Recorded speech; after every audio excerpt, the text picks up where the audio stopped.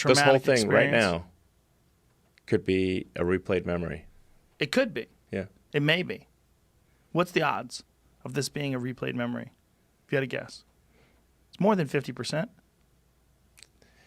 There's no way to assign a probability with accuracy here. Right, but roughly. If you just had a gut instinct. Well, I don't have a neural link in my brain, so I'd say right now 0%. But at the point at which you do have a neural link, then it rises above 0%. Mm.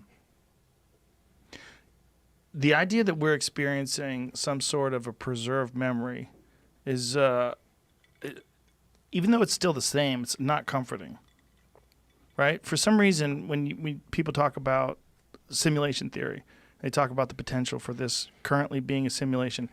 Even though your life might be wonderful, you might be in love, you might love your career, you might have great friends, but it's not comforting to know that this experience somehow or another doesn't exist in a material form that you can knock on. Feels real, doesn't it? Feels real, but if it's not, but the idea that it's not is for some strange reason disconcerting. Well, yeah, I'm sure it should be disconcerting, because then if this is not real, what is? Right.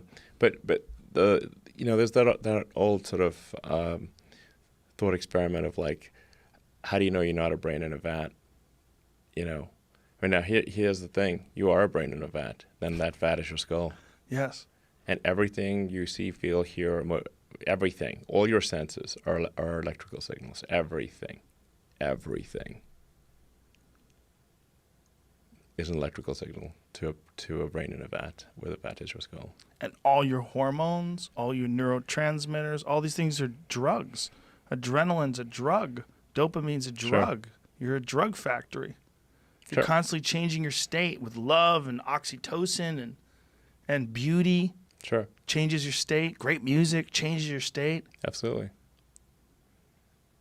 And here's another sort of interesting idea, which is, because you can say, like, where did consciousness arise? Well, assuming you believe the belief in physics, which appears to be true, then the universe started off as basically quarks and leptons, and it quickly became hydrogen and helium, lithium, like basically elements of the periodic table, but it was like mostly hydrogen, basically. And then over a long period of time, 13.8 billion years later, that hydrogen became sentient. So where along the way where is consciousness? What's the line of consciousness and not consciousness between hydrogen and here? Right. When do we call it? When do we call it consciousness?